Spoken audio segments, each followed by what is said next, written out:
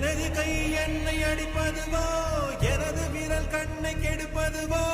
அழுது அறியாத என் கண்கள் ஆறு குளமாக மாறுவதோ ஏனென்று கேட்கவும் நாதி இல்லை ஏழையின் நீதிக்கு கண்ணுண்டு பார்வையில்லை பசுவினை பாம்பென்று சாட்சி சொல்ல முடியும்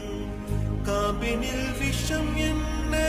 கரக்கவ முடியும்